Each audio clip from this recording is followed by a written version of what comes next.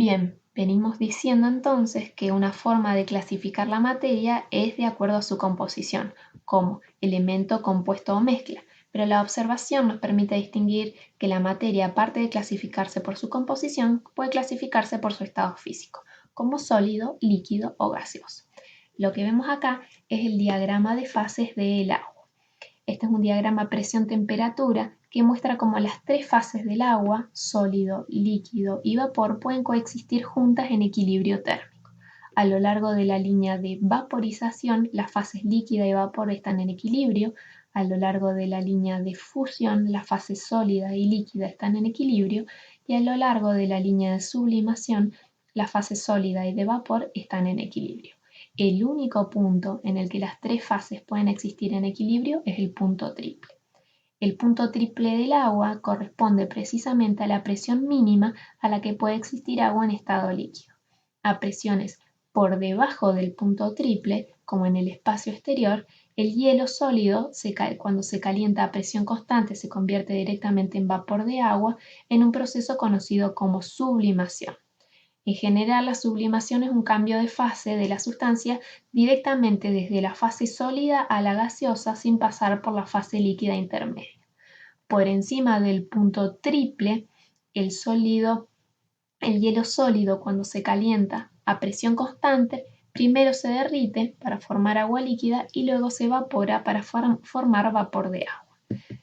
Entonces, pensemos en el agua en estado sólido. Estamos hablando, por ejemplo, de un cubito de hielo.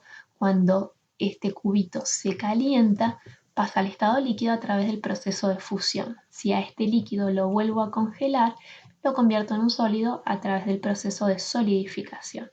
En cambio, ahora si al líquido lo sigo calentando para convertirse en vapor, esto lo hace a través del proceso de evaporación. La conversión del estado gaseoso al líquido se conoce como condensación.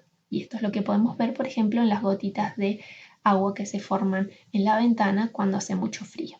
El pasaje del estado sólido al gas se conoce como volatilización y el inverso como sublimación. Si definimos algunas de las propiedades del estado de la materia, vemos que en los sólidos las partículas están unidas por fuerzas de atracción muy grandes, por lo que se mantienen fijas en su lugar, solo vibran unas al lado de la otra. En el caso de los sólidos cristalinos, las partículas constituyentes ocupan posiciones definidas en la estructura cristalina. Algunas de las propiedades entonces son la forma y volumen constante, la rigidez y regularidad de sus estructuras en el caso de los sólidos cristalinos. Los sólidos no se pueden comprimir, ya que no es posible reducir su volumen incluso presionándolos, y se dilatan, es decir, que aumentan su volumen cuando se calientan y se contraen, por lo tanto disminuyen su volumen cuando se enfrían. En el caso de los líquidos, las partículas están unidas, pero las fuerzas de atracción son más débiles que en los sólidos, por lo que las partículas se mueven y chocan entre sí, vibrando y deslizándose unas sobre otras. Los líquidos son difíciles de comprimir porque sus moléculas están muy cerca una de otra, no tienen forma fija, pero sí volumen. Los líquidos entonces van a adoptar la forma del recipiente que los contiene, se dilatan y se contraen y fluyen o se escurren con mayor facilidad si no están contenidos en un recipiente. Por eso, al igual que los gases, se los denomina fluidos. Los gases entonces son menos densos que los sólidos y los líquidos. En los gases las fuerzas de atracción son casi inexistentes, por lo que las partículas están muy separadas unas de otras y se mueven rápidamente y en cualquier dirección. De hecho, si yo tengo un perfume y lo abro en un extremo de la habitación, probablemente en poco tiempo se desplace y ocupe toda la habitación. Los gases entonces no tienen forma ni volumen fijo. El gas adopta el tamaño y la forma del lugar que ocupa, ocupando todo el espacio dentro del recipiente que lo contiene. Se pueden comprimir, se difunden y tienden a mezclarse con otras sustancias gaseosas y se dilatan y contraen. Entonces, resumiendo los tipos de clasificaciones de la materia que hemos hecho, podemos decir que los sistemas materiales se pueden clasificar de acuerdo a su estado de agregación en sólido, líquido, gaseoso o por su composición química.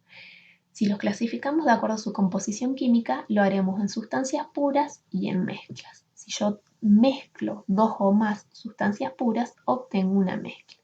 A las sustancias puras, a su vez, se las puede clasificar en sustancias puras simples, que son aquellas conformadas por átomos iguales, como la molécula de hidrógeno, la molécula de oxígeno, o las muestras de hierro, cobre, sodio, potasio, cloro. O en sustancias puras compuestas, formadas por átomos distintos, como la molécula de agua, de dióxido de carbono, de amoníaco, o compuestos como el dióxido de silicio, el cloruro de sodio.